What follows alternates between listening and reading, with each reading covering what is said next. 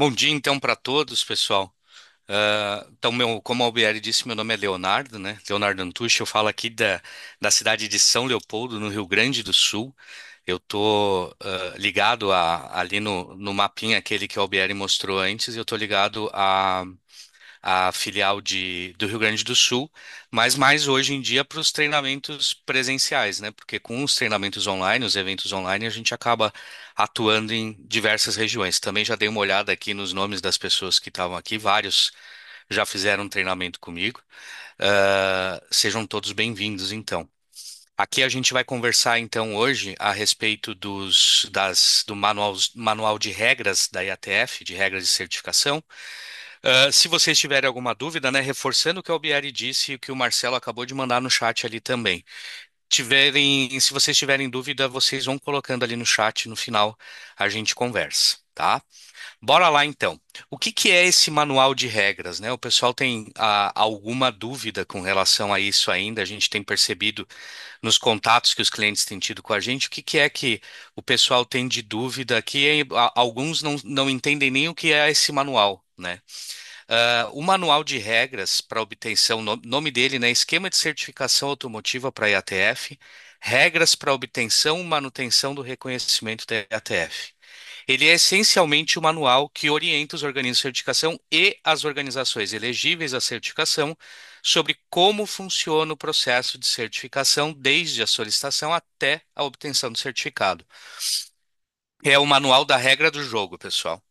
Para eu ser certificado IATF, ou para eu ser um organismo certificador que pode certificar uma empresa na IATF, eu tenho que seguir algumas regras. E a regra do jogo está estabelecida aqui nesse documento. Tá? O conteúdo desse manual, turma, bem importante isso, ele não impacta no conteúdo técnico da IATF. A IATF 16949, que hoje está na sua versão 2016, continua exatamente a mesma. Esse manual de regras não afeta a norma, ele afeta exclusivamente o como obter a certificação. Tá? Então, o conteúdo não impacta no conteúdo da IATF. Atualmente, esse manual aqui está na sexta edição. Na última revisão aí dele, né, essa sexta edição aqui, foram incorporadas diversas interpretações sancionadas e FAQs que já estavam sendo aplicadas o ano passado e entraram, né, alguns critérios novos aqui com o foco de aprimorar o esquema de certificação, tornando ele mais robusto e consistente globalmente. Então, o manual está melhor, ele evoluiu, né? As regras evoluíram e isso com certeza a gente vai sentir como impacto dentro das organizações, porque as organizações passarão a partir do momento que está mais robusto o processo de certificação, a tendência é que isso empurre as organizações a ficarem melhores também, né? Bom, então esse é o manual de regras, tá? Importante a gente entender quais são as fontes que foram usadas para a gente fazer esse evento aqui hoje. Em primeiro lugar, o próprio manual de regras, tá? Então, o manualzinho de regras, ele é a base total desse evento aqui. A gente também está utilizando as interpretações sancionadas referentes a esse manual. Para quem não sabe o que que é interpretação sancionada, a entidade ATF publica, ah, associada aos seus manuais e normas, ela publica interpretações sancionadas que estão associadas a perguntas ou questionamentos que o pessoal costuma fazer quando esse documento é publicado. A norma IATF 16949, ela tem lá já 20, eu não tenho certeza, 23 ou 24 interpretações sancionadas publicadas desde 2017. Esse manual de regras aqui teve também uma publicação de 17. Ó, se vocês olharem aqui embaixo, a gente consegue ver que a gente tem já 17 interpretações sancionadas aqui, que basicamente corrigiram algumas falhas de ortografia, não, de semântica, digamos assim.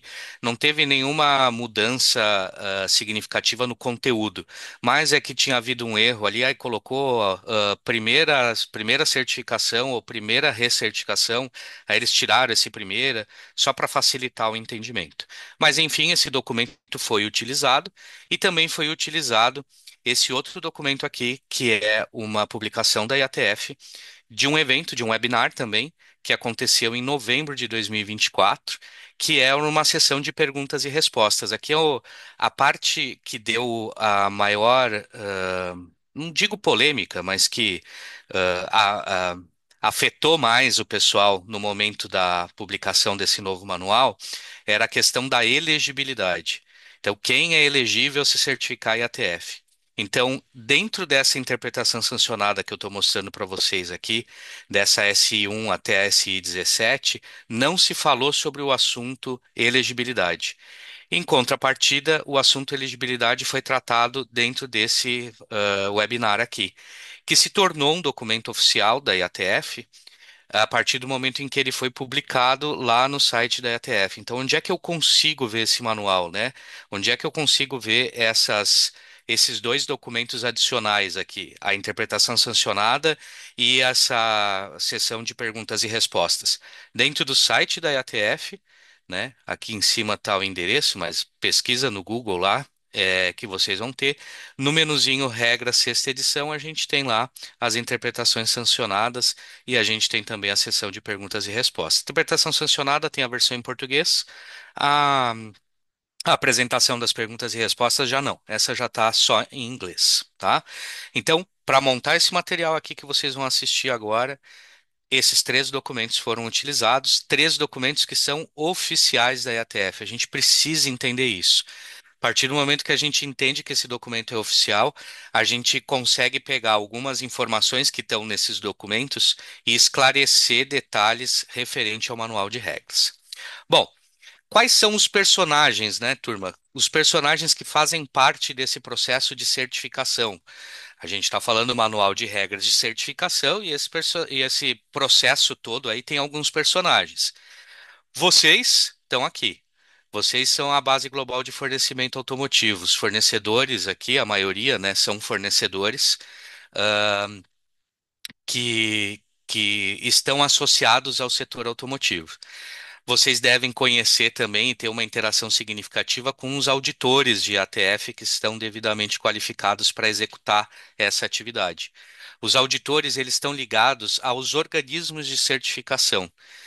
O organismo de certificação, turma, ele está dividido, né, ou eles estão divididos, de acordo com o que está aparecendo aqui para vocês. Vocês podem reparar que eu tenho vários organismos aqui, vários organismos aqui e assim por diante.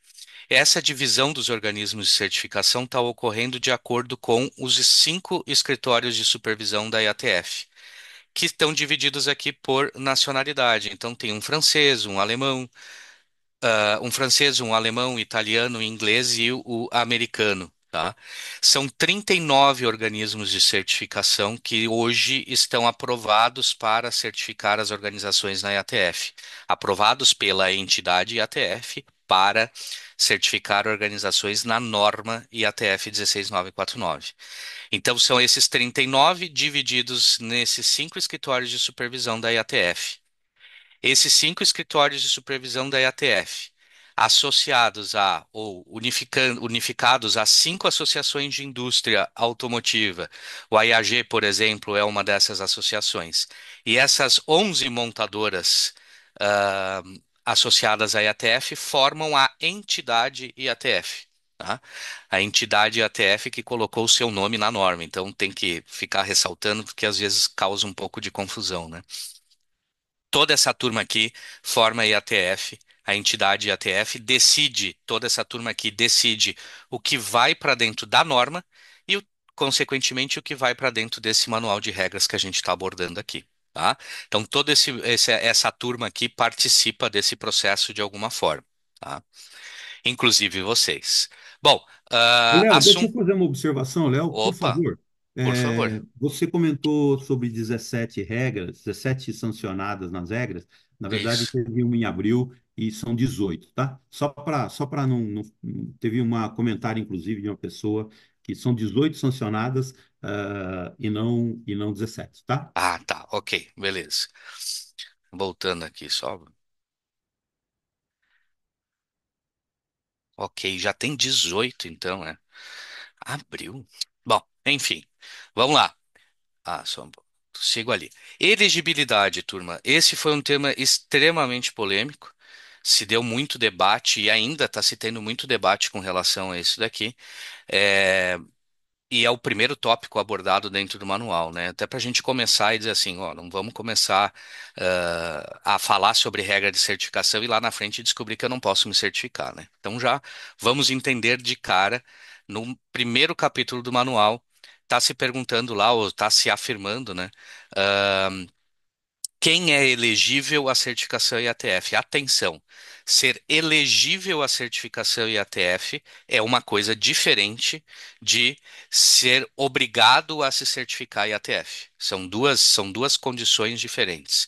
Eu me certifico, ah, eu posso me certificar IATF e eu me certifico se eu tenho algum cliente que me exige essa certificação, tá?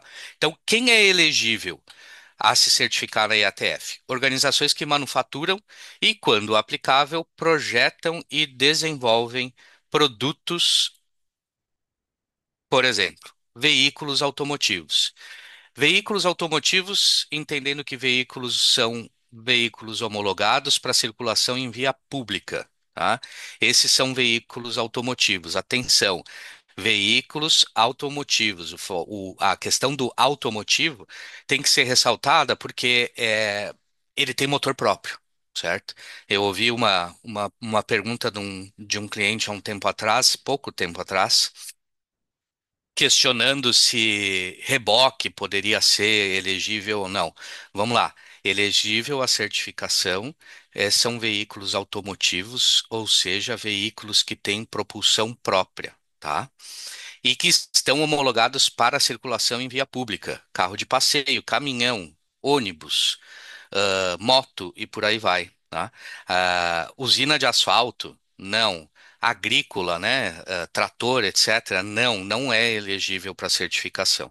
Esses veículos automotivos, eles não são homologados para circulação em via pública, tá? O que mais que eu posso fazer, né? Que me permita ser elegível à IATF, à certificação IATF. Peças e materiais de produção, tá? Aqui são peças e materiais que são homologadas pela montadora e integradas durante a manufatura do veículo. Simples assim. Então, eu forneço um componente, eu forneço um material que a montadora homologou e isso vai para a linha de montagem da montadora ou, né, tá passando pela cadeia de fornecimento até a linha de montagem da montadora para ser integrada ao veículo. Peça material de produção. Se eu fabrico peça ou material de produção, eu sou elegível à certificação em ATF. Peças acessórias. Se eu fabrico peças que são homologadas pela montadora e integradas após a manufatura no veículo, isso são as peças acessórias. E isso também me habilita ou me deixa elegível para me certificar na IATF. Atenção, associada à questão das peças acessórias, a gente tem uma questão aqui que é novidade desde o ano passado, né? Mas legal a gente ressaltar que unidades de carregamento e cabos de carregamento para veículos elétricos, sejam esses materiais públicos ou privados, tá? Também são elegíveis para certificação IATF, porque essas peças são fixadas, por exemplo, por meio de um plug, né, ou conectadas ao veículo. Tá? Então, foi inserida essa possibilidade associada às peças acessórias, desde o ano passado, isso. Mas, importante ressaltar, a gente está vindo numa onda aí de veículos elétricos, né? Então, é importante destacar a questão de fabricantes de unidades de carregamento e cabos de carregamento veículos elétricos podem ou estão elegíveis à certificação IATF. Outra coisa que me habilita, né? Outro produto que eu posso fabricar que me habilita para a certificação IATF são as peças de serviço, né? Que nada mais são do que as peças de reposição que são validadas pela montadora. Até aqui, turma, sem novidades, tá? Peça de reposição validada pela montadora, que é peça de serviço, PIA, etc. E essas peças aqui também sempre foram, quem fabrica essas peças sempre foram elegíveis à certificação EATF. Agora, dentro do conceito de peça de reposição, foi inserido o conceito de peça de aftermarket, que são peças de reposição que não são validadas pela montadora. Peças que não são homologadas pela montadora, mas que hoje permitem que eu me certifique na IATF. Se eu fabrico peça de aftermarket, eu posso me certificar na IATF. Atenção, turma, vamos lembrar o que eu falei antes. Existe uma diferença entre poder e ser obrigado, tá? Eu posso me certificar na IATF. O que eu preciso agora é ou ter vontade própria ou um cliente me cobrar essa certificação para uma organização que fabrica somente peças de aftermarket, tá? Uma organização que produz, por exemplo, peça ou material de produção e também produz peça de aftermarket, o único detalhe é que a partir de agora vai ter que inserir dentro do seu escopo de certificação essas peças de aftermarket, tá? É o único porém da história. Da mesma forma como se eu tenho clientes automotivos que não me cobram a certificação IATF, eles também vão para dentro do meu escopo, né, de clientes automotivos. A questão de peça de aftermarket segue a mesma lógica. Eu fabrico ela não está no meu escopo, agora eu tenho que colocar dentro do meu escopo de certificação. Tá? Então, fabricantes de peça de aftermarket hoje também estão elegíveis à certificação. Quem fabrica peças de aftermarket são peças de reposição que não são validadas pela montadora. Tá? E também peças remanufaturadas, né? Isso aqui também é um assunto que está bem. Ontem mesmo eu estava dando um treinamento para uma turma e eles estavam me explicando um processo de uma montadora com relação a peças remanufaturadas. Isso é um mercado interessante que está surgindo por aí e daqui a pouco vai se falar muito mais sobre isso pelo que está aparecendo, tá? O que são peças remanufaturadas? São componentes remanufaturados para atender a especificação original. Então, o componente está, por algum motivo, não atendendo a especificação original e a empresa executa uma atividade em cima dele para levar ele de volta para a condição original. Nesse processo de remanufaturar, a gente pode se certificar IATF também. Tá? Se eu já sou o fornecedor do automotivo, já forneço peça ou material de produção e tenho também peça remanufaturada, de novo, eu vou ter que colocar isso dentro do meu escopo de certificação. Tá? Então, essas aqui são os produtos, né, que me permitem certificar na IATF. Todos esses aqui me tornam elegíveis à certificação IATF. Deixa eu só apagar aqui que parece que tem um rabisco aqui feito por alguém. Bom, vai ficar. Bom, ah, tudo bem. Então, as organizações que fabricam isso daqui podem se certificar IATF. Legal. Então, vamos falar sobre a certificação. Para eu me certificar IATF, eu preciso escolher um esquema de certificação, né? Esse esquema de certificação, a IATF prevê, o manual de regras prevê três esquemas diferentes. O primeiro deles é o site de manufatura único, tá? É um local do cliente onde a gente tem um único endereço físico e ocorre a manufatura de peça, ou a manufatura de algum daqueles itens ali que me tornam elegível sob um sistema único de gestão da qualidade, tá? Então, é um site único de manufatura. Reforçando, somente sites de manufatura podem certificar na IATF. Um site de projeto, só projeto, não se certifica IATF sem estar associado a um site de manufatura. Então, site único de manufatura é uma das possibilidades de esquema de certificação. Um outro esquema de certificação possível é o site único também, né? Mas aí com sites estendidos, tá? Esse caso é de um site de manufatura principal, cujos processos se estendem para outros locais gerenciados como um só dentro de uma distância limitada, que hoje ela está de 16 quilômetros e 60 minutos.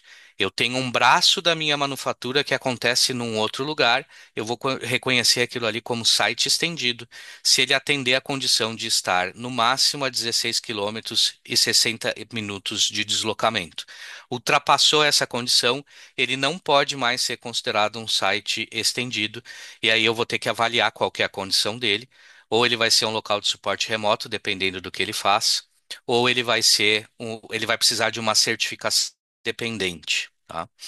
Então, site único com site estendido é a possibilidade, a segunda possibilidade aqui de esquema de certificação.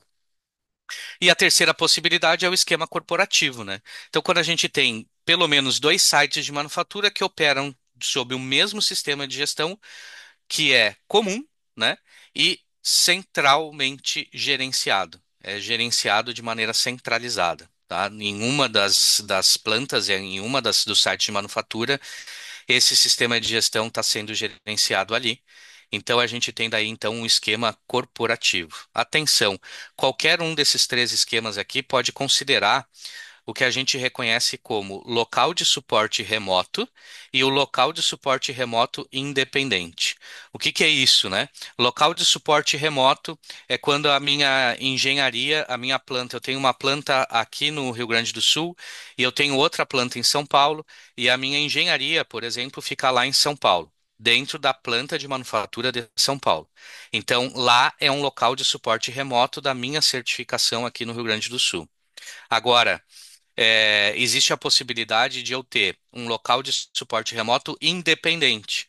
Ou seja, eu tenho a minha planta de manufatura aqui no Rio Grande do Sul e eu tenho um escritório de engenharia que fica em São Paulo. Esse escritório de engenharia, ele não está dentro de uma planta de manufatura. Ele não está dentro de um site de manufatura. Ele está independente. Então, ele vai ser considerado como um local de suporte remoto independente. Qualquer um dos três esquemas que estão aparecendo aqui podem contemplar esses locais de suporte remoto. A gente tem que declarar no nosso escopo de certificação e aí ele vai passar pelas auditorias de acordo com o que a gente vai ver daqui em diante, tá? Com relação a esses esquemas de certificação, é importante a gente fazer só uns destaques aqui, ó.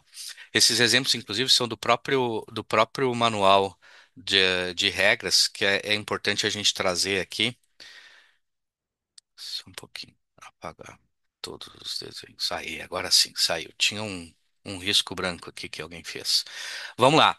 Nessa situação que está sendo apresentada aqui, pessoal, o que que a gente tem? A gente tem dois sites de manufatura na Coreia, tá? E outros dois sites de manufatura, um na Alemanha e outro no México, tá? E a gente tem nos Estados Unidos um local de suporte remoto independente, tá? Nesse caso aqui, na Coreia está se usando um organismo certificador, que é o organismo certificador A. E na Alemanha e no México, a gente está utilizando um outro organismo certificador, que seria o organismo certificador B. Aqui eu tenho dois organismos certificador que estão auditando, né, certificando plantas de manufatura, e eu tenho um único site de suporte remoto. O que que acontece aqui? Eu não posso ter dois organismos certificadores diferentes auditando o mesmo local de suporte remoto. Isso daqui não é aceitável, tá? É necessário que apenas um organismo certificador audite esse lugar de suporte remoto, esse site de suporte remoto. Então, o que que seria aceitável? Isso aqui é uma alternativa aceitável. O organismo certificador A, ele está auditando as duas plantas de manufatura mais o local de suporte remoto e o organismo certificador B, opa, e o organismo certificador B está auditando essas outras duas plantas de manufatura aqui, na Alemanha e no México, tá? Para fazer a auditoria aqui nessas duas plantas, o organismo certificador B precisa do relatório de auditoria daqui do local de suporte remoto. Então, o cliente vai ter que disponibilizar esse relatório para o organismo de certificação B, tá? Então, isso aqui seria uma alternativa aceitável. Centralizou o local de suporte remoto independente em um organismo certificador só. Outra questão aqui eu querer ter um organismo certificador específico para o meu local de suporte remoto e eu tenho um outro organismo certificador para a- as minhas plantas de manufatura. Isso também não é possível, tá? Isso não é aceitável. Eu preciso que o organismo certificador que audite o local de suporte remoto, ele também audite pelo menos uma planta de manufatura. Então, seria aceitável essa alternativa aqui ou essa outra alternativa aqui, né? Um organismo só auditando tudo ou dois organismos aqui se compartilhando, mais um que audita a planta de manufatura junto com o local de suporte remoto e um outro que audita só a planta de manufatura. Tá? Isso seria permitido, estaria dentro do que seria aceitável, tá? Dentro dos esquemas de certificação. Bom, o manual de regras também estabelece as regrinhas que nem eu disse para vocês, estabelece as regras para os organismos de certificação, né? O que que é que eles têm que fazer, etc. Eu não vou me aprofundar nisso aqui com vocês, porque são questões do organismo de certificação, são bem específicas do organismo de certificação, mas eu acho que é legal vocês entenderem pelo menos algumas coisinhas, tá? Primeiro lugar, o organismo de certificação ele tem que ser reconhecido pela IATF. Existem aqueles 39 que eu mostrei no início para vocês, e só esses estão homologados ou reconhecidos pela IATF para fazer a certificação IATF, tá? Esse é um primeiro ponto. Segundo ponto, tanto quanto as organizações de vocês têm um sistema de gestão, o organismo de certificação também precisa de um sistema de gestão implementado. Então, tem que ter uma estrutura organizacional clara, tem que saber quem é a alta direção, tudo isso com foco na eficácia do sistema, incluindo a parte de recursos e autoridades. Tá? Esse organismo certificador também tem que gerenciar riscos, e aqui são riscos bem específicos, tá? Os riscos, o organismo certificador ele tem que ter um processo de avaliação e mitigação de riscos com foco na imparcialidade e na continuidade do negócio, né? Imparcialidade, porque o auditor vai conduzir a auditoria com imparcialidade. Como é que a gente garante essa imparcialidade? Quais são os riscos à imparcialidade? O organismo de certificação tem que tratar essa questão dentro dos seus processos. O organismo certificador tem uma obrigação de informar os seus clientes, né, as organizações, sobre mudanças relevantes, tanto quanto as organizações têm também que avisar ele, né? Então, o organismo certificador tem inclusive 10 dias corridos para comunicar mudanças relevantes que irão ocorrer e que de alguma forma possam impactar o processo de certificação, né? E o organismo certificador também passa por auditorias internas, tá? Ele faz auditorias internas e também existem pessoal do escritório ou dos escritórios de supervisão que acompanham ou realizam auditorias no organismo certificador e acompanhando o auditor dentro das organizações, que são as auditorias testemunha, tá? Então, o organismo também passa por auditorias. O organismo, turma, ele precisa ter um sistema centralizado, comum e público, tá? Para tratar de apelações e reclamações de clientes e outras partes interessadas. Então, quem fizer uma reclamação ou quem quiser apelar alguma questão associada a uma auditoria, tem que saber onde fazer isso com o organismo certificador, tá? O organismo certificador tem que ter esse, inclusive, ele tem que comunicar às organizações, clientes, né, os seus clientes, de que ele tem esse acesso e como que se acessa esse sistema, tá? E por último, né, do mesmo jeito que uma organização pode perder o seu certificado IATF, um organismo certificador também pode perder o reconhecimento da IATF para certificar na norma. Esse processo pode acontecer por uma recomendação dos escritórios de supervisão, mas só quem vai tomar a decisão final e dizer assim, realmente nós vamos suspender ou cancelar, suspender não, cancelar o reconhecimento desse organismo certificador, só quem pode fazer isso é a supervisão global da IATF. Tá? Os escritórios regionais de supervisão, eles vão recomendar, mas a decisão final é da supervisão global. Tá?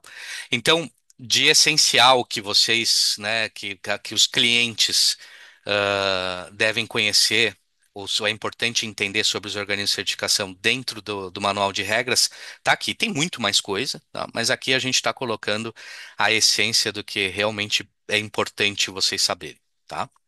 Bom, eu tendo um organismo de certificação, eu preciso lembrar que os auditores dentro desse organismo de certificação, eles precisam ser devidamente qualificados. Também é legal vocês saberem como que esse processo acontece. Então, deixa eu explicar para vocês aqui. Esse processo de qualificação dos auditores não é faz um treinamento e sai auditando, né? Existe toda uma sistemática que deve ser cumprida.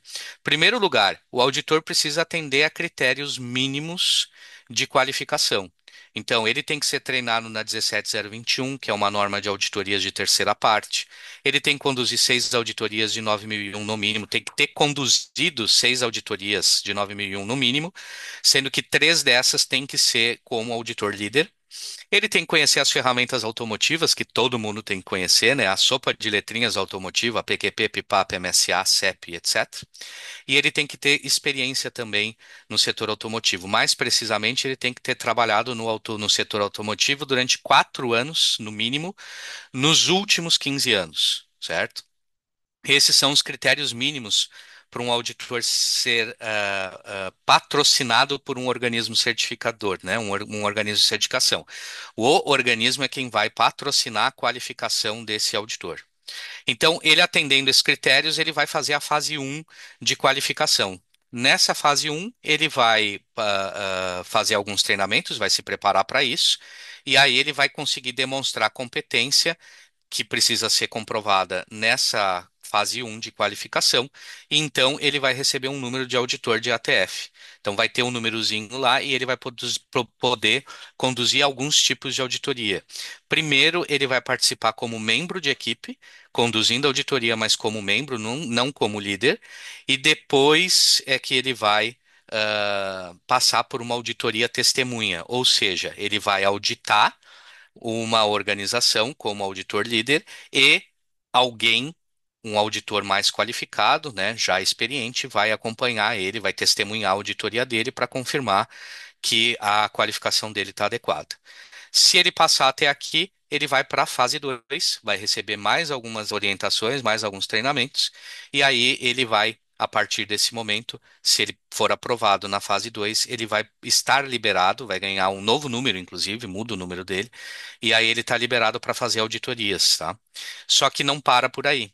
A qualificação dele tem que ser mantida, né? Então, o auditor ele precisa realizar auditorias de ATF regulares e precisa cumprir com os requisitos de CPD, que é os requisitos de qualificação contínua que os auditores têm que fazer, que envolve quantidade de auditorias mínimas, né, e horas de qualificação.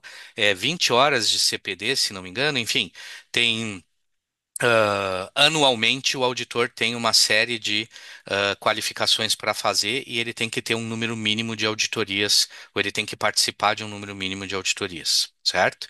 Então, esse é o processo. Para vocês receberem, né, para o cliente receber um auditor lá dentro da sua casa para fazer a auditoria, o auditor precisou passar por esse processo aqui antes, tá? Por este processo, é esse processo aqui. Muito bem. Então, temos o auditor qualificado, a qualificação do auditor é de responsabilidade do organismo certificador, tanto que o auditor é chamado de auditor patrocinado, que é o auditor patrocinado por um organismo de certificação, tá? Bom, esse auditor vai conduzir auditorias, né? Que são as auditorias que nós, na sua grande maioria aqui, sofremos, né? Que dentro da IATF, ou no esquema de certificação de ATF, existem alguns tipos específicos de auditoria. Que tipos são esses? Primeiro lugar, auditoria de estágio um, parte um. Atenção, para quem já conhecia o manual de regras na versão anterior, deve saber que a gente tem a auditoria de estágio um, certo? Só que agora, neste novo manual, a gente tem a auditoria de estágio um dividida em duas partes. O que que é auditoria de estágio um? É a auditoria onde a gente vai avaliar se a organização tem o mínimo aceitável para passar pelo processo de certificação, certo? Para passar pela auditoria completa do sistema de gestão para se certificar na IATF. Então, o auditor, em primeiro lugar, nessa parte um, ele vai fazer uma avaliação inicial da elegibilidade e conformidade com as regras da IATF. Atenção, turma, é requisito lá, aparece dentro do manual de regras que a alta direção e os membros da equipe de gestão é que vão demonstrar para o auditor o sistema de gestão da qualidade, certo? A alta direção. Não é o pessoal da qualidade, não é, a alta direção tem que apresentar para o auditor nessa auditoria de estágio um, parte um, tá? Aprovado o estágio um, a gente vai para o estágio 2. Desculpa. Para o mesmo estágio um é parte 2 do estágio um, perdão. Aqui, o auditor vai fazer uma avaliação da operação do sistema de gestão no chão de fábrica e vai verificar se esse sistema de gestão está alinhado com a documentação que ele avaliou lá na parte um. Aqui é para o auditor aplicar o princípio do Gemba. E essa é a novidade. Antes, o estágio um ele só era executado nessa primeira parte, então era uma auditoria bem documental. Agora, o auditor precisa ir no chão de fábrica para fazer uma confirmação de que o sistema de gestão que ele viu documentado está minimamente implementado lá dentro. Isso aqui é bem amostral, é uma auditoria muito superficial. Não é uma auditoria extremamente robusta, é só para se avaliar se o mínimo necessário está ali no chão de fábrica, para não correr o risco de chegar lá, fazer auditoria de certificação de estágio 2 e descobrir que o sistema de gestão não está dentro da fábrica ainda. Estava bem documentado, mas ele não está dentro da fábrica. Então, essas são as auditorias que fazem parte do estágio um para uma organização que quer se certificar na IATF e não era certificada ainda, tá? Aí, agora sim, aprovado o estágio um, a gente vai para o estágio 2. Aqui nós vamos ter uma avaliação completa do sistema de gestão para a certificação inicial. Ela precisa acontecer entre 20 e 90 dias a partir da reunião de encerramento da auditoria de estágio um. Se ultrapassar esse intervalo de 90 dias, vai ter que fazer o estágio um de novo, né? Tem que repetir todo o processo do estágio um. Então, entre 20 e 90 dias, a gente faz a auditoria completa, que é a auditoria de estágio 2, mais conhecida como auditoria de certificação. Essa auditoria aqui é a auditoria que vai decidir se a organização vai ser certificada ou não. Ela vai contemplar todos os processos da organização e vai contemplar todos os requisitos da norma, tá? Se a organização foi certificada, a partir de agora ela tem que executar as auditorias de supervisão. Ou auditoria de manutenção, tem gente que chama de auditoria de manutenção, tem gente que chama de auditoria periódica. A gente chama, né, conforme o manual de regras, de auditoria de supervisão. A auditoria de supervisão é uma avaliação contínua do cumprimento durante um período de supervisão de 2 anos. Ou seja, o meu intervalo, né, o meu ciclo de certificação é de 3 anos. Eu fiz a primeira auditoria, que é a de certificação, daí eu tenho um intervalo de 2 anos até que eu tenha uma auditoria de recertificação. Nesse intervalo de 2 anos, a gente não esquece do sistema de gestão. O organismo certificador vai fazer visitas para vocês. Antigamente, não, antigamente, até a versão anterior do manual, o organismo certificador, vocês podiam combinar com o organismo certificador a auditoria com uma frequência de 6 em 6 meses, uma auditoria com frequência de 9 em 9 meses ou de 12 em 12 meses. A partir dessa versão do manual de regras é só 12 meses, a frequência é só anual.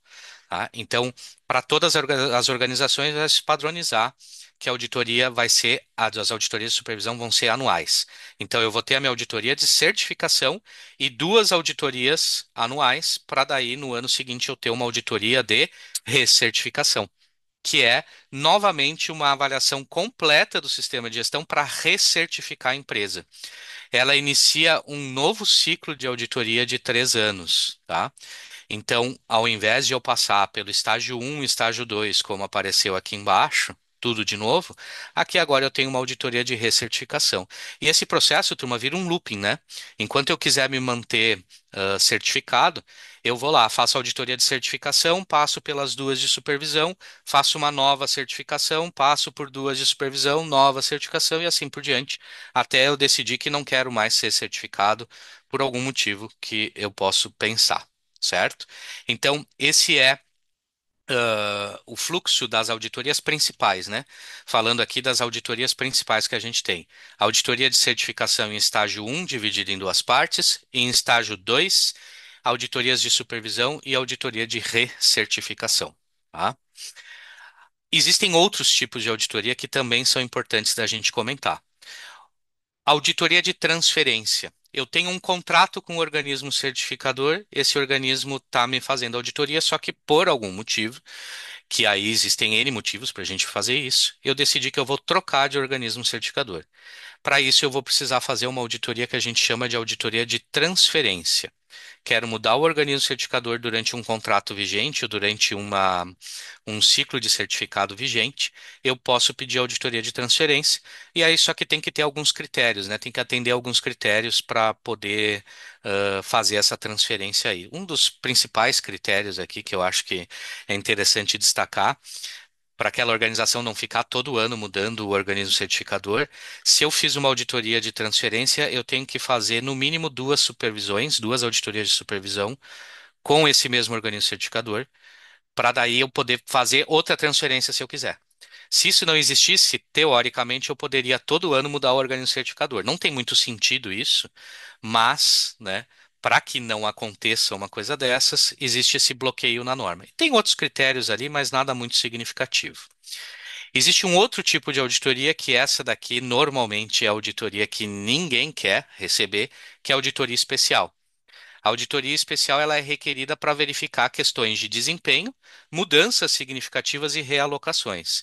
Então, é aquela auditoria que vocês recebem quando o auditor volta na casa de vocês para avaliar uma resposta de uma não conformidade maior, quando o organismo certificador vai visitar vocês porque tem que avaliar um embarque controlado nível 2 que está acontecendo dentro da empresa, quando o organismo certificador vai lá para fazer uma avaliação das ações corretivas por conta de uma reclamação do cliente de vocês para o organismo certificador.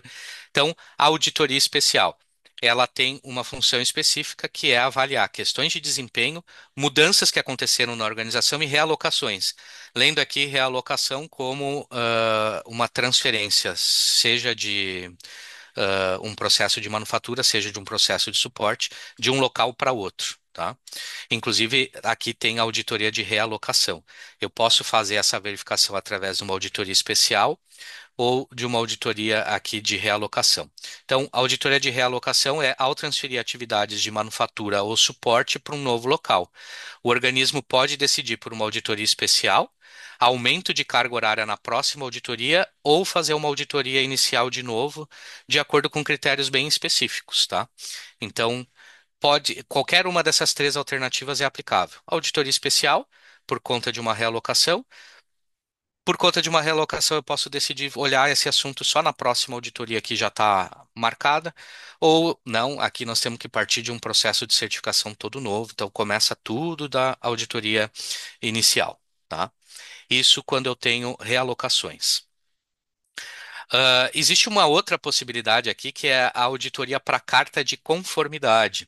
Isso aqui para organizações que não são certificadas em ATF, porque não é possível que elas se certifiquem, né? Para me certificar em ATF, eu tenho que atender uns critérios mínimos. Um deles é fornecer para o setor automotivo e ter 12 meses de dados internos e externos desse fornecimento. Uma organização que ainda não tem isso, né, uma planta de manufatura, um site de manufatura que ainda não tem isso, ele não pode se certificar na IATF, mas ele pode pedir uma carta de conformidade. A carta de conformidade, esse processo acontece exatamente como se fosse um processo de certificação. Tem estágio um, tem estágio 2, aquela coisa toda, só que ela tem validade de um ano e quando o auditor vai embora não fica um certificado, fica uma carta de conformidade dizendo assim, essa organização atende minimamente os requisitos da IATF, só que ela ainda não tem histórico de fornecimento.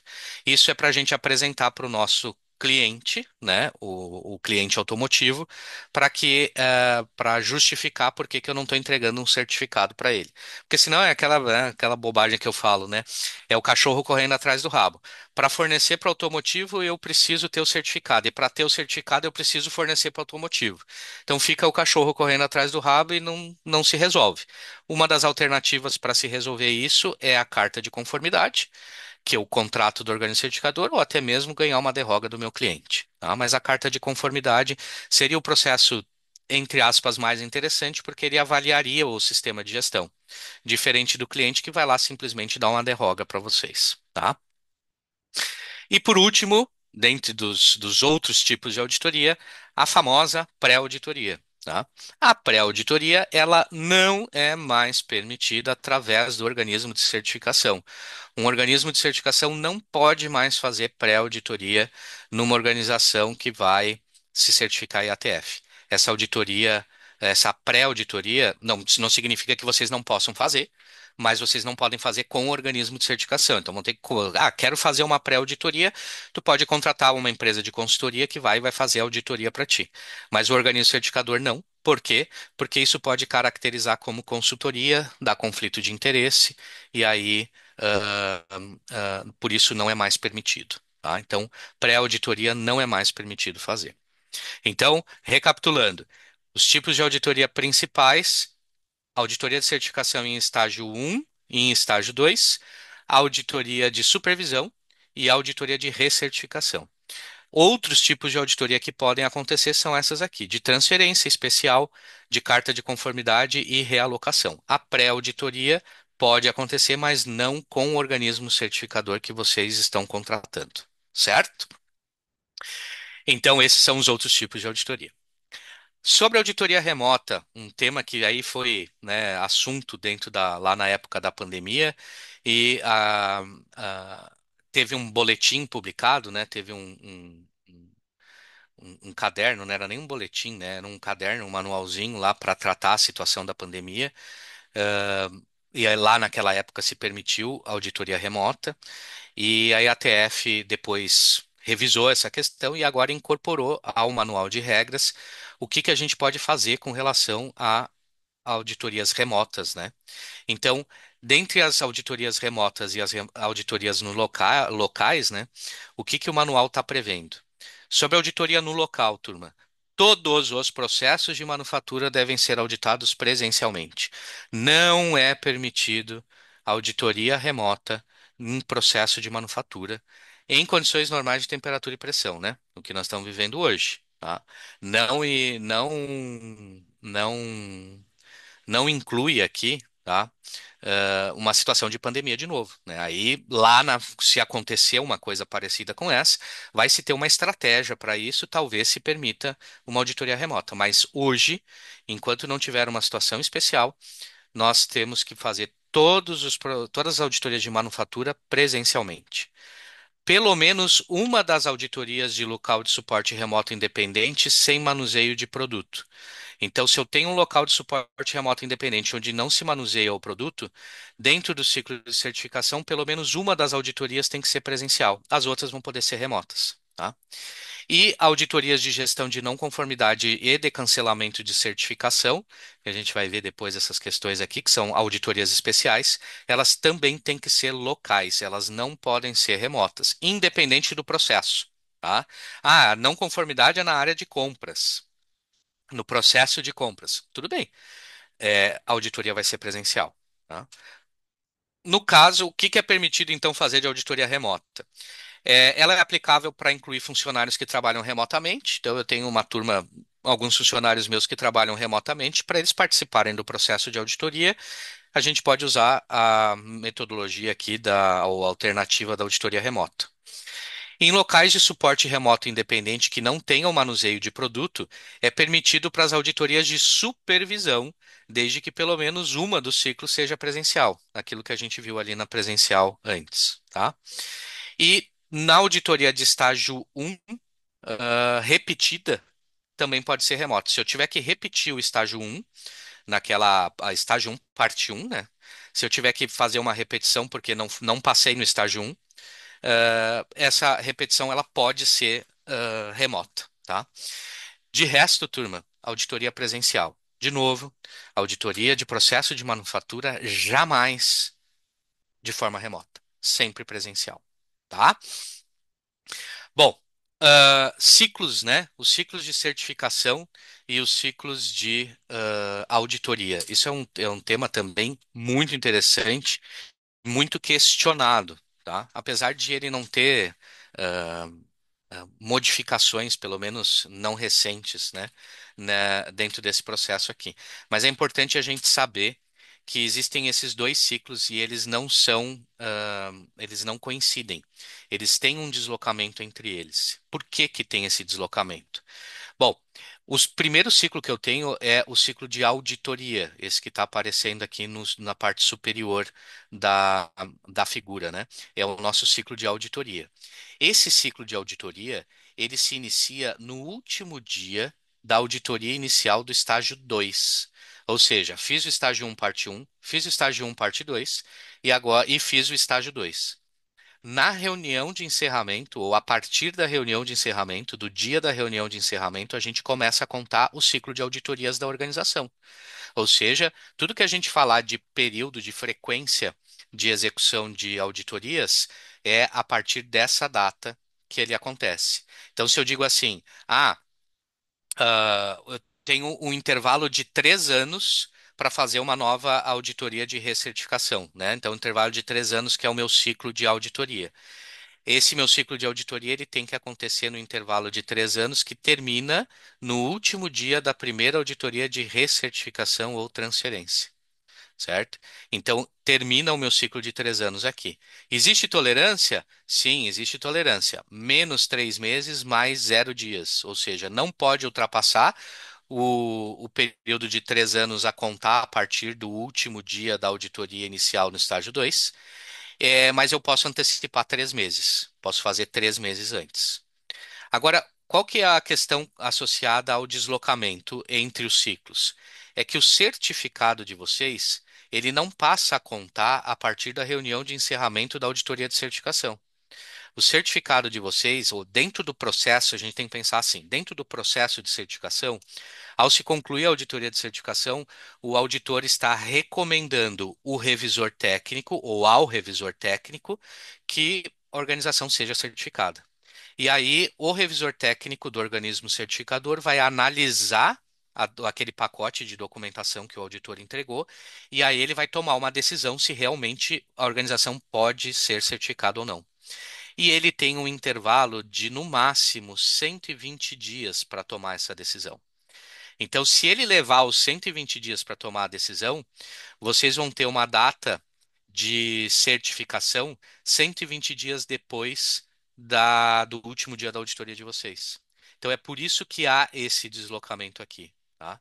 A data de certificação, que é a data de decisão de certificação, pode acontecer até 120 dias depois da finalização da auditoria de certificação de vocês, tá? Então, por isso que o meu certificado, o meu ciclo de certificação, ele pode ser diferente do meu ciclo de auditoria. Aliás, ele será, certo? Porque algum deslocamento vai ter aqui, tá? O que eu preciso me lembrar é o seguinte: tudo que eu preciso fazer de recertificação, por exemplo, eu vou ter que fazer antes da data de expiração do meu certificado. É por isso que normalmente a gente antecipa um pouco a auditoria, porque se eu tiver uma não conformidade, eu vou ter tempo hábil de tratar essa não conformidade sem ultrapassar a data de vencimento do certificado. Qual que é a data de vencimento do certificado? A partir da data de certificação, de decisão da certificação, 3 anos menos um dia. Essa é a data de vencimento do certificado. Ele vence naquele dia ali, certo? Essa é a diferença entre esses dois ciclos aqui, o de certificação e o de auditoria. São dois ciclos distintos que têm um leve gap, ou uma leve diferença entre eles, tá? Bom, duração da auditoria, né, turma? Eu vou fazer alguma dessas auditorias que a gente está falando. E quanto tempo vai levar essa auditoria? O Manual de Regras estabelece as regras para a gente determinar esse intervalo de duração, o tempo de duração das auditorias. Como é que isso funciona? Bom, nessa nova versão do manual, né, na sexta edição aqui agora, tem uma diferença com relação à quinta edição, que antes a quinta edição falava assim, tempo de auditoria. Dias de auditoria, ponto. Dias de auditoria e deu. Nesse novo manual, a gente tem dias de auditoria, ou dias mínimos de auditoria, que são informações que a gente tira lá da tabelinha 5.2, depois eu vou mostrar para vocês, que são o que é o intervalo de tempo que eu preciso para fazer reunião de abertura, reunião de encerramento, auditoria dos processos e emissão dos relatórios, tá? Tudo isso conta dentro dos dias de auditoria. Pausas e tempo de viagem não fazem parte dos dias de auditoria. Se eu tenho que fazer um deslocamento de uma unidade para outra da empresa, por exemplo, esse deslocamento não vai fazer parte dos dias de auditoria, tá? Agora se adiciona um outro conceito que é o tempo adicional de auditoria. O tempo adicional de auditoria tá associado a atividades, por exemplo, verificação de não conformidades anteriores. Ah, teve não conformidade menor na auditoria anterior e eu preciso verificar a eficácia da ação corretiva dessa não conformidade. Beleza, vamos adicionar um tempo na auditoria. Vamos colocar aí de meia hora a uma hora por não conformidade, certo? Se eu tiver tradução, né, o auditor precisa de um tradutor porque o idioma falado ali na auditoria não é o mesmo idioma que ele fala, aquela coisa toda, então vai se adicionar tempo à auditoria. Se o auditor precisa levar um especialista técnico com ele, também vai dar tempo adicional. Se o auditor precisa fazer alguma investigação de mudança significativa, se ele precisa fazer alguma investigação de problema de qualidade e desempenho de entrega para uma montadora signatária da EATF. Se o auditor tem que avaliar qual que é o impacto do aumento de escopo, também vai se adicionar tempo. Ou o impacto de uma realocação, também vai se colocar tempo adicional. Ou seja, esses são os fatores que me fazem ter tempo adicional da auditoria. Essa divisão é importante porque quando a gente for trabalhar com acréscimo de tempo ou decréscimo de tempo, né, as reduções, eu vou sempre me basear no que a gente vai tirar de informação dos dias de auditoria. Então, se eu digo assim, eu preciso descontar 15% do tempo da auditoria porque a organização não é responsável pelo projeto. Beleza. Nós vamos descontar os 15% dos dias de auditoria. O tempo para verificação de não conformidade vai permanecer, o tempo de tradução vai permanecer, para avaliar a mudança vai permanecer e assim por diante. Tá?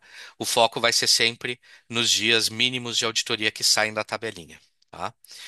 Como é que funciona a definição desses tempos por auditoria? Nas auditorias de estágio 1, tanto na parte 1 como na parte 2, tá?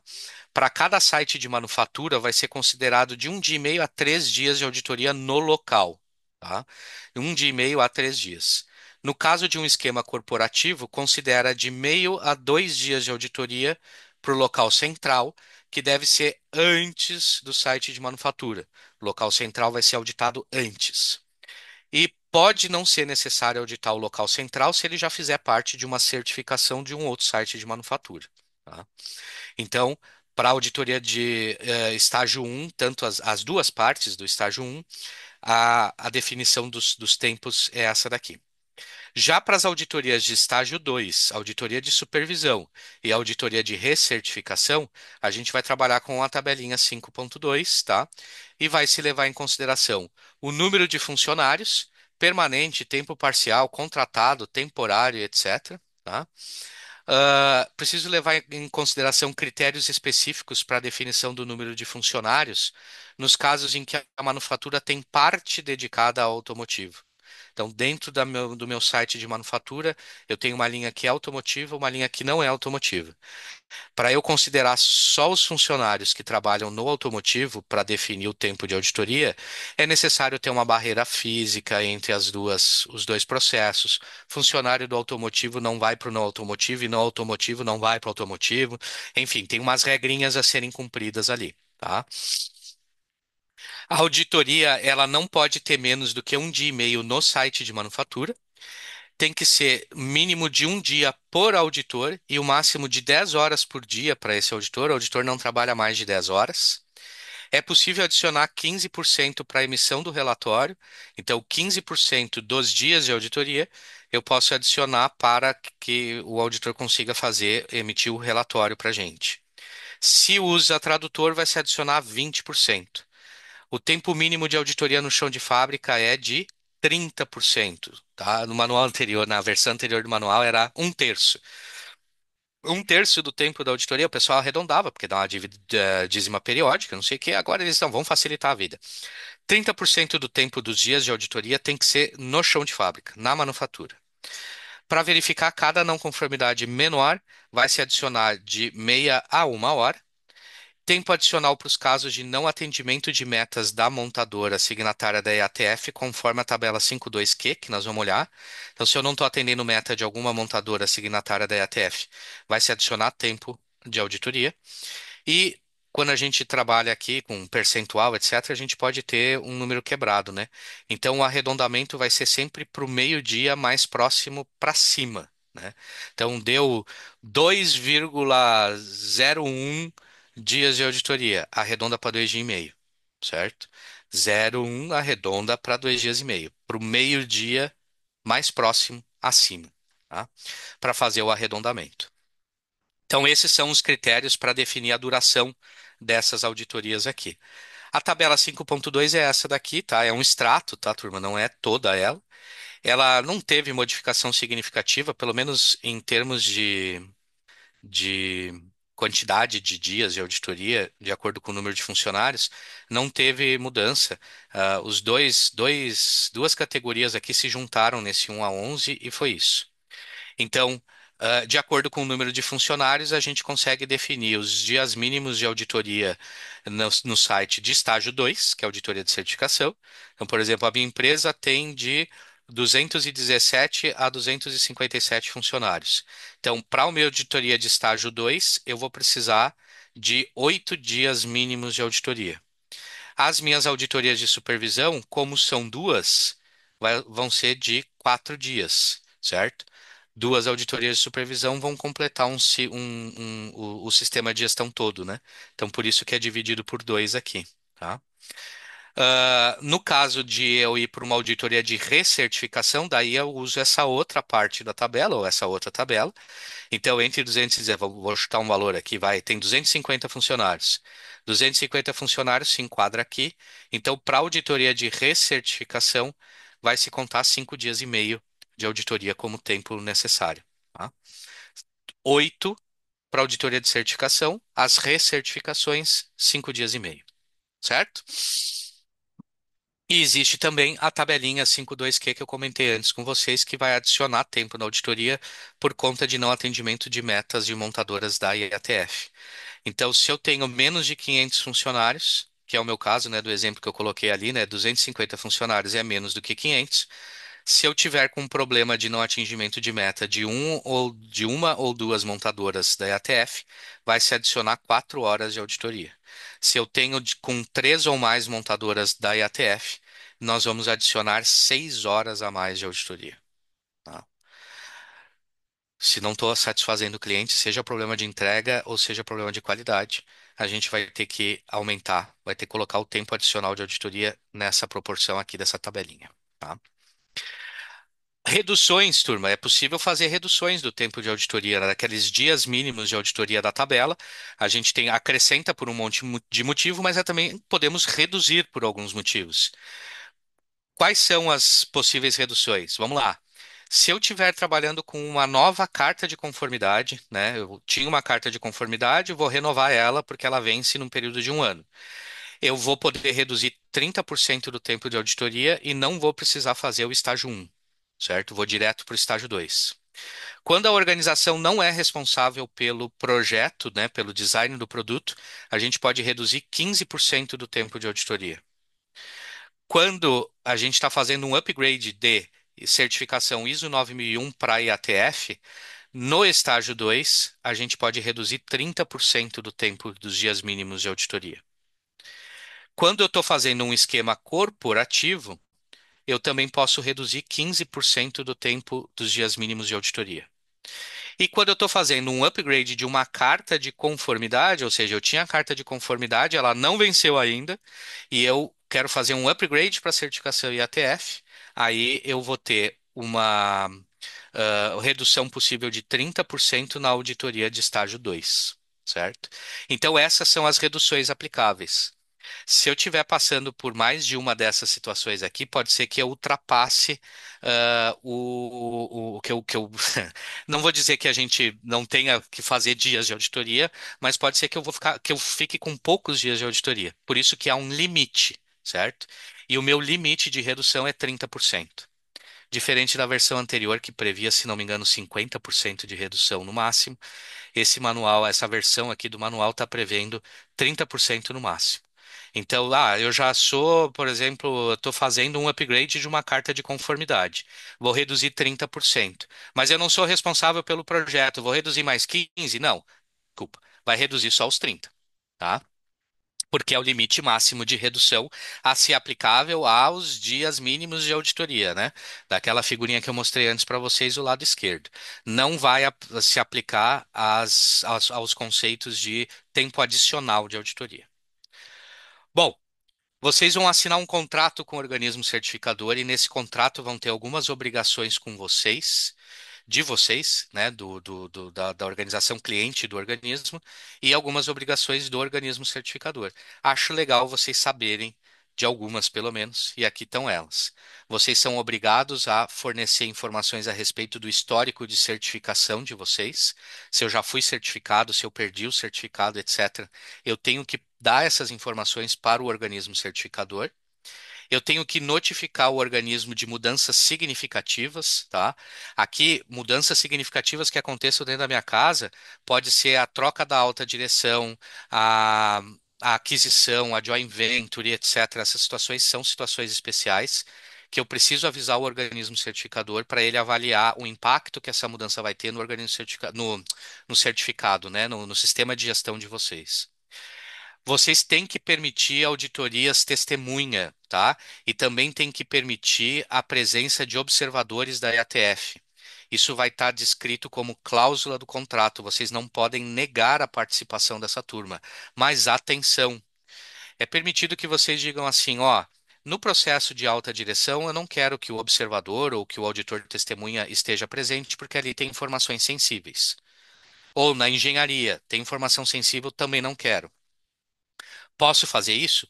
Pode, certo? Tu não pode impedir a presença total dessa turma dentro da auditoria de vocês, mas para momentos em que a gente vai trabalhar com informações sensíveis, aí sim vocês podem se negar, tá? Vocês são, né, vai constar no contrato que vocês têm que compartilhar os relatórios de auditoria com o organismo certificador. Vocês não podem utilizar o logotipo da IATF a não ser o logotipo que está apresentado no certificado.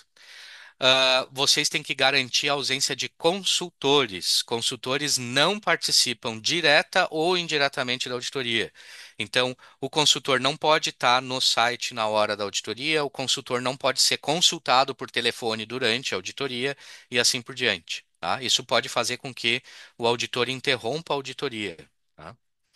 Ah, vocês têm que fornecer as informações de planejamento da auditoria, né? Todos os dados para o auditor se planejar. Vocês têm que notificar a intenção de transferência quando querem trocar de um organismo certificador para o outro, tem que comunicar a intenção de fazer isso.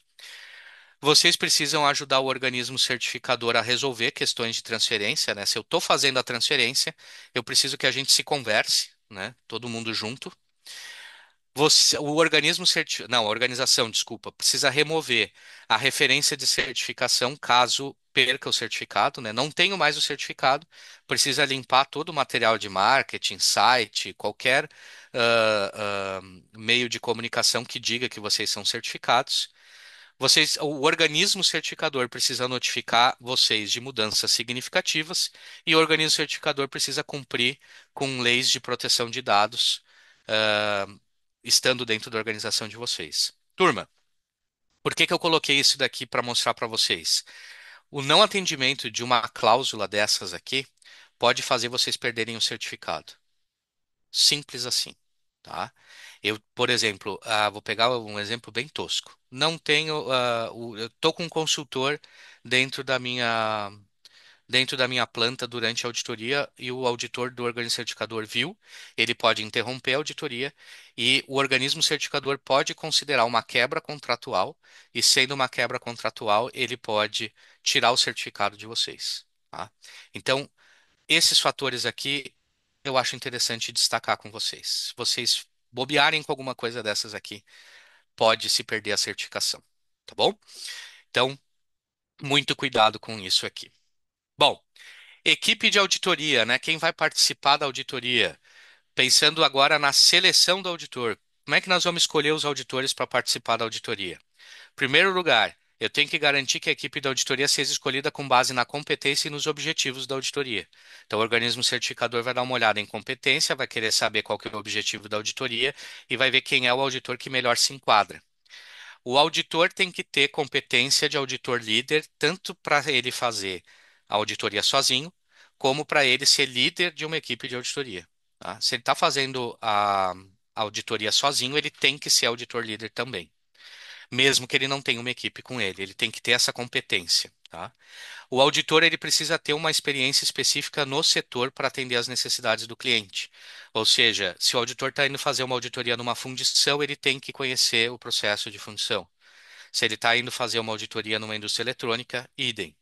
Agora, se ele não tem essa competência, e não tem um auditor para fazer isso, a gente pode utilizar o especialista técnico, que vai complementar alguma competência do auditor, inclusive a tradução. Tá? E a gente também tem que garantir a ausência de conflito, né? Então, o auditor ele tem que garantir a imparcialidade e evitar conflitos de interesse. É obrigação do auditor e do organismo certificador identificar questões de conflito de interesse e levantar a mão para a organização. Tá? Então, os auditores são selecionados assim para participar da auditoria. Agora, os auditores não vão ficar sempre auditando a organização de vocês. Existe uma necessidade ou existe uma regra de rotação dos auditores. Então é o seguinte: numa certificação inicial ou de transferência, numa auditoria de transferência, a equipe que vai participar da auditoria, ela não pode ter auditado anteriormente os requisitos de ATF dentro da organização, tá? Se a gente está falando de uma certificação inicial. Agora, numa auditoria de recertificação, uma nova equipe com um auditor do ciclo anterior como membro, não como líder. Na auditoria de recertificação, nós vamos mudar a equipe e a gente pode, isso não é regra, né? Pode trazer um auditor do ciclo anterior para participar dessa auditoria, mas ele não pode ser líder, tá? E ele não pode participar das próximas. Já nas auditorias de supervisão, né, que inclui as especiais, um membro da equipe de auditoria de certificação inicial, recertificação ou transferência vai estar presente. Ou seja, um que começou aqui na inicial ou que estava na recertificação, ele tem que estar sempre presente nas auditorias de supervisão. Tá? Então, é assim que a gente roda os auditores nesses tipos de auditoria: certificação inicial e transferência, recertificação e supervisão. Acontece que a gente também tem auditoria nos locais de suporte remoto, e lá a gente mantém uma equipe por 3 anos, e depois de 3 anos a gente troca toda a equipe, tá? E auditoria especial ou uma auditoria após a retirada da certificação, a equipe pode ser do ciclo anterior ou de um novo ciclo, não importa quem vai ser o auditor numa auditoria especial após a retirada da certificação. Tá? Então, é importante garantir aqui, né, que o auditor não tenha familiaridade com o sistema de gestão, porque isso pode trazer condições associadas à imparcialidade. É por isso que quando a gente recertifica, a gente gira os auditores. Vamos mudar o auditor. Aí o auditor vai ficar 3 anos sem participar da auditoria, e aí ele pode voltar. Daí, 3 anos depois, ele pode voltar numa nova equipe, não tem problema. Tá? Isso aqui, então, é a rotação dos auditores. Tá? Quando o auditor vai fazer a auditoria, ele precisa se planejar, e o planejamento da auditoria acontece da seguinte forma: vocês, né, a organização, envia para o cliente, desculpa, para o organismo certificador, os documentos necessários para que ele se planeje. Tem uma lista de documentos, tá? E isso é feito com 30 dias de antecedência. O organismo de certificação vai receber e processar essa documentação. O auditor vai planejar a auditoria, certo? Usando esses documentos e pensando na abordagem automotiva, né? E considerando que 30% do tempo dele vai ter que ser na manufatura. Essa abordagem automotiva, daqui a pouquinho eu vou mostrar para vocês, tá? Ele pode fazer ajuste nos tempos, né? Com base nos dados. Ele pode ver lá que vocês não estão atingindo uma meta de um cliente OEM, daí ele vai aumentar o tempo da auditoria, etc. Ele pode fazer ajustes aí conforme a necessidade. Isso aqui é interessante, apareceu agora no manual. A equipe de auditoria vai consultar o site da organização para confirmar informações. Ele vai dar uma olhada lá no site para ver os clientes de vocês, as áreas de atuação, etc. Vai dar uma olhada lá no site. Alguém da equipe vai fazer isso. O auditor vai alocar tempo adicional para análise de documentação que não seja enviada pela organização por questão de confidencialidade, tá? Olha só, atenção. Eu posso me negar de enviar alguma informação para o organismo certificador se preparar para a auditoria por questão de confidencialidade. Se isso acontecer, o auditor vai adicionar 2 horas antes da reunião de abertura da auditoria para olhar essa documentação, né? E o auditor vai enviar o plano, com ao menos 14 dias de antecedência, tá? Se os documentos não forem enviados a tempo disso, a auditoria pode ter que ser adiada, tá? Então, tem que mandar 30 dias antes. Não mandei a documentação, não, o auditor não tem mais tempo de fazer o planejamento e entregar o planejamento com 14 dias de antecedência para vocês, a auditoria vai ser adiada, ou pode ser adiada.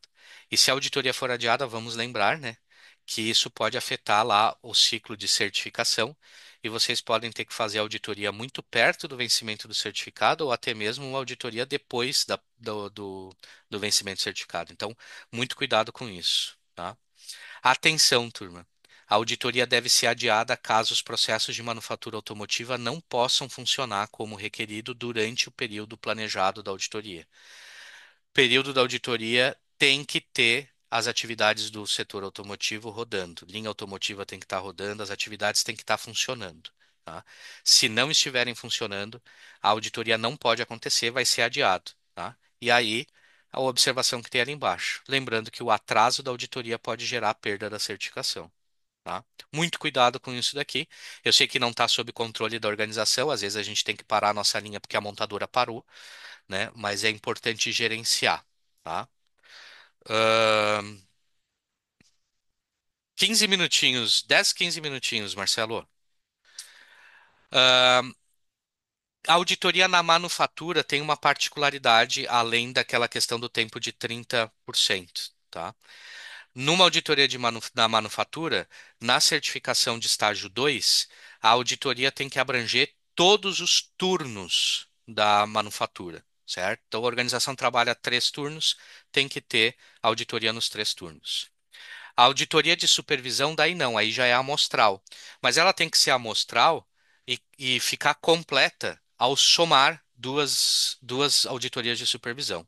E numa recertificação, de novo, eu preciso auditar todos os turnos. Tem uma tabelinha no manual de exemplo, é legal a gente olhar para essa tabelinha para poder entender, né? Vamos pegar aqui o exemplo C.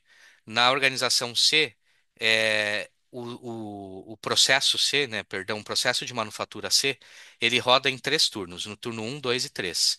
Na auditoria inicial de estágio 2 e na recertificação, nós vamos auditar os 3 turnos. Tem que auditar os 3 turnos e deu, tá? Agora, nas auditorias de supervisão, eu posso intercalar.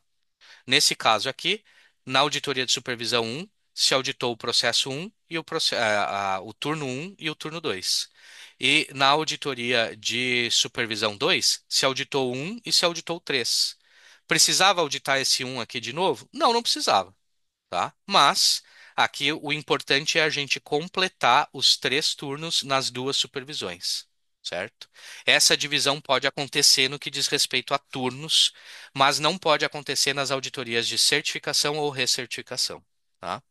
E atenção, o auditor também tem que olhar a troca de turno, né? Ele tem que pegar uma amostra apropriada das trocas de turno, tá?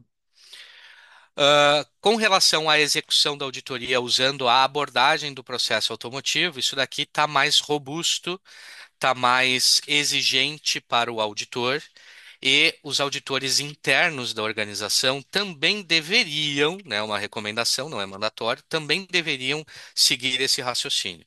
Vamos lá. Não sei se alguém se perguntou isso, mas talvez alguém se perguntou lá atrás, por que que eu tenho que mandar uma documentação para o organismo certificador se preparar para a auditoria? Porque a auditoria ela tem que ser realizada com foco nos riscos e no desempenho. Esse tem que ser o foco do auditor. O auditor, tanto o auditor do organismo certificador como o auditor interno, tem que identificar os pontos de maior risco para o cliente, tem que identificar os pontos associados aos desempenhos mais que de alguma forma expressiva não estejam adequados e focar nisso daí. A priorização vai ser desse jeito, tá? Como é que funciona então essa abordagem do processo automotivo? Vamos lá. O auditor do organismo certificador é convidado a evidenciar a conformidade dos requisitos da IATF. Então, ele precisa verificar todos os requisitos da IATF associados a todos os processos da organização. Ele tem que auditar requisitos, tá? Tem que avaliar a implementação eficaz nos locais de manufatura e de suporte. Ele precisa considerar o risco, pessoal. Focar em risco ao cliente da organização e desempenho, que eu acabei de falar. Tá? Ele precisa avaliar os processos, ele precisa analisar a interação entre os processos, a sequência dos processos acontecendo e avaliar também a eficácia dessa interação. Não adianta só haver uma interação entre o processo A e o processo B. Essa relação entre os processos precisa ser eficaz e o auditor precisa olhar para a eficácia dessa interação. O auditor precisa avaliar o desempenho, né? Então, avaliar riscos, oportunidades em desempenho em relação aos objetivos do sistema de gestão da qualidade. Avaliar como é que são feitos os controles, né? Avaliar controles de processos operacionais e a competência das pessoas para executar esses controles. Confirmar o PDCA. Pessoal, tema bem importante, bem destacado dentro do manual de regras para o auditor do organismo certificador. Ele precisa olhar os ciclos PDCAs acontecendo dentro dos processos. Como que o processo foi planejado, executado, verificado, corrigido, como foram as atividades de melhoria contínua e assim por diante. O auditor precisa confirmar a rodada dos PDCAs dentro dos processos. Ele precisa considerar o pessoal, né? Então, avaliar a eficácia dos processos em todos os níveis de pessoal. Eu não vou falar só com a gestão de um processo, eu tenho que falar com a gestão e cooperação do processo, tenho que considerar todos os níveis, tá? Eu tenho que avaliar a terceirização, é importante avaliar. Processos terceirizados precisam ser analisados, tá? Durante a auditoria. A auditoria tem que acontecer onde o processo acontece, tá? Aquela história de leva o pessoal de compras todo lá para a sala de reunião que está o auditor. Não. Mesmo num processo que não seja de manufatura, a gente tem que auditar a execução do processo onde ele acontece, tá? E por último, a documentação precisa ser avaliada, ou seja, a gente precisa analisar a ligação entre as avaliações de risco e os documentos associados, tá? Essas são as regrinhas que o auditor tem que seguir para fazer a auditoria utilizando a abordagem de processo automotivo. Tá bom? De novo, auditores internos deveriam, tá? Não é mandatório, mas eles deveriam usar esse mesmo conceito. Afinal de contas, a auditoria interna, de certa forma, não é o objetivo, digamos, principal ou o único objetivo, mas ela acaba preparando a gente também para a auditoria do organismo certificador. Se a gente usar um raciocínio na auditoria interna e depois usar outro raciocínio, o auditor vem e usa outro raciocínio na auditoria de certificação, vai ficar, né, desalinhado esse processo. Então, auditores internos também levem isso daqui em consideração. Peguem o manual de regras, olhem lá o capítulo que fala sobre a condução da auditoria, que é o capítulo 5. Deem uma olhada com calma ali como que isso daqui acontece, tá? No detalhe, lá vai estar no detalhe, tá?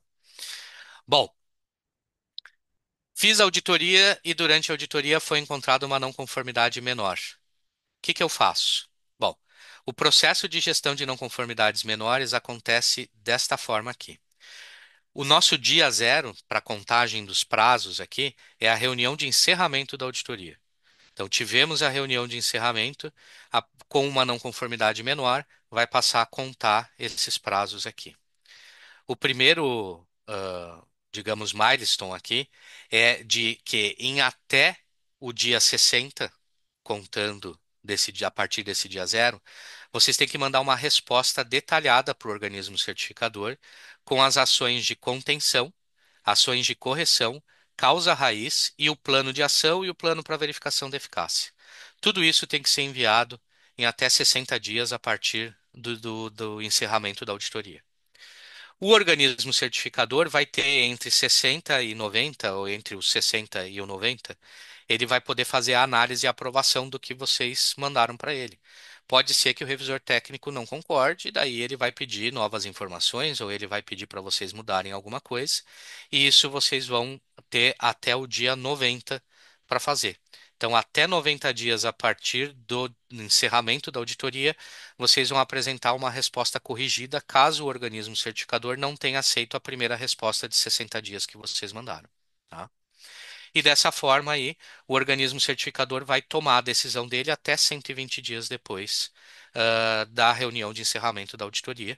E aí ele tem 7 dias para atualizar o banco de dados da IATF. Então, esse processo todo de gestão da não conformidade menor pode levar até 127 dias, certo? Isso se for uma não conformidade menor. Se for uma não conformidade maior, bom, aí é um pouquinho mais complicado. A gente tem o dia zero, que é a reunião de encerramento de novo, só que daí com uma não conformidade menor. Então, até 15 dias depois dessa reunião de encerramento, a organização tem que mandar a resposta um, que é uma resposta detalhada com as ações de contenção, correção, causa raiz e o plano de ação corretiva, o planejamento do que vai ser feito. Tá? O organismo certificador vai ter entre o dia 15 e o dia 30 para fazer a análise e aprovar a resposta. Caso essa resposta não seja aprovada, vocês vão ter até o dia 30 para corrigir, certo? Então o organismo certificador tem que correr para vocês poderem ainda responder. Então a resposta tem que estar corrigida até 30 dias depois da reunião de encerramento. Depois a gente vai ter a segunda resposta, que é o envio de evidências das ações implementadas e a verificação da eficácia dessas ações implementadas. Isso tem que acontecer até 60 dias após a reunião de encerramento. Feito isso, o organismo certificador tem entre o dia 60 e o dia 90 de novo para fazer a análise, e de novo vocês têm uma possibilidade de responder, corrigir a resposta caso o organismo não tenha aceitado. Tá? E com isso ele vai ter lá até 90 dias para fazer essa correção, tá?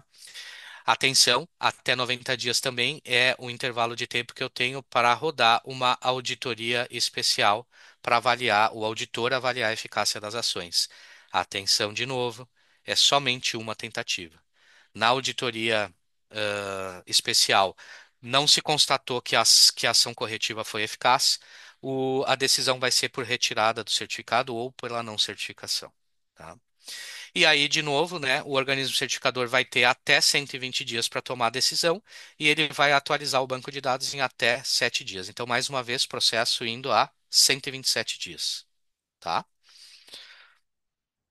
Ah, existem situações em que a gente tem a não conformidade entendida como 100% resolvida, que é aquela situação em que eu preciso de mais tempo para resolver do que aquele período que tem ali. Tá?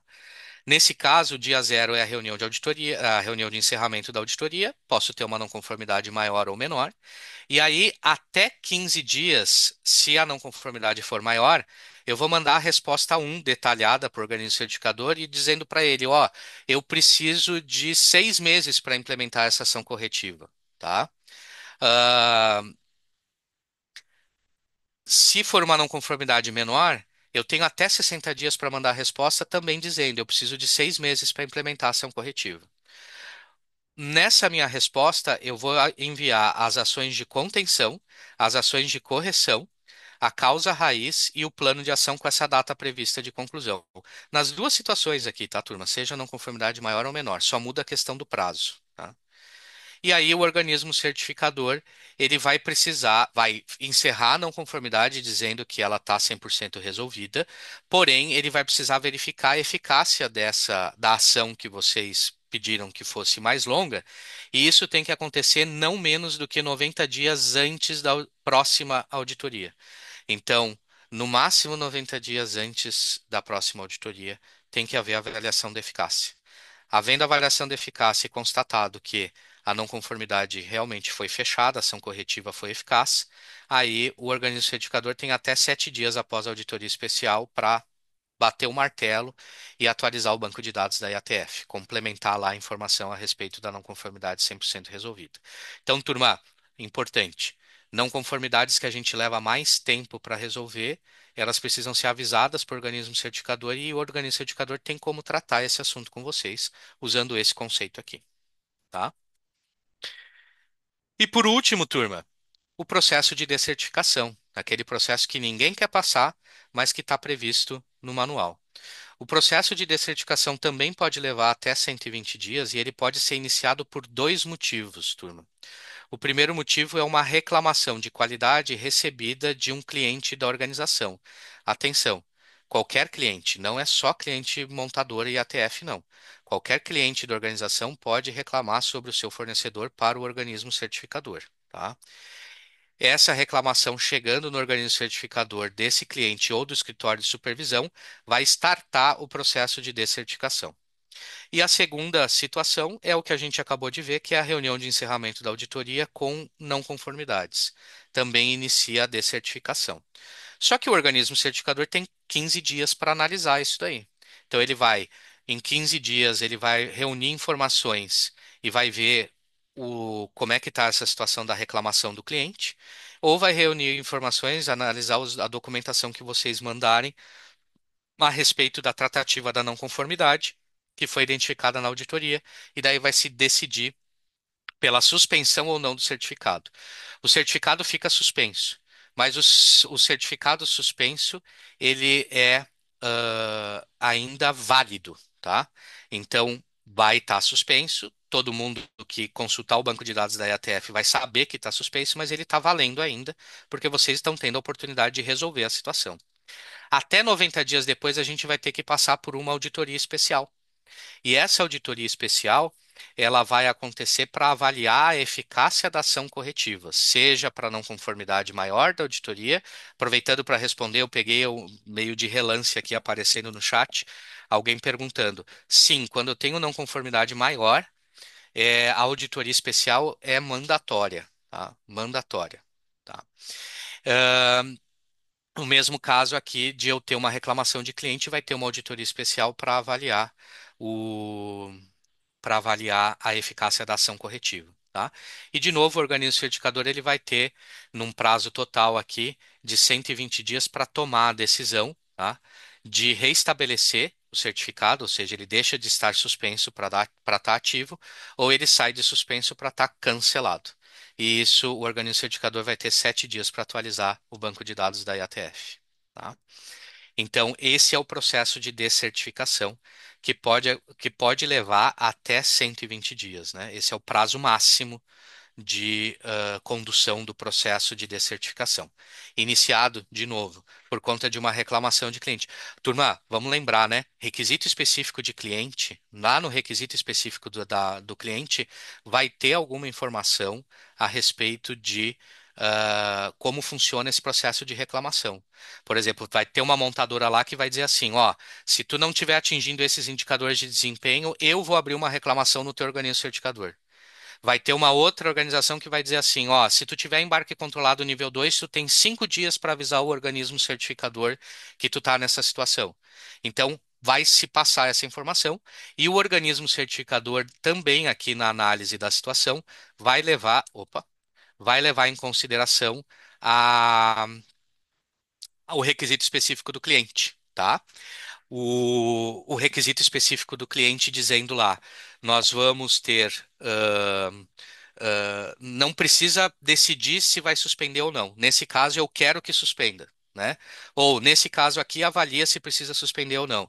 Nesse caso aqui, não abre uma não conformidade, não suspende o certificado, mas vai lá fazer uma auditoria especial. Ou seja, o requisito específico do cliente define para vocês e também define para o organismo certificador o que fazer diante dessas situações. Certo? Essa é a apresentação aí, turma, para vocês a respeito do manual de regras da IATF.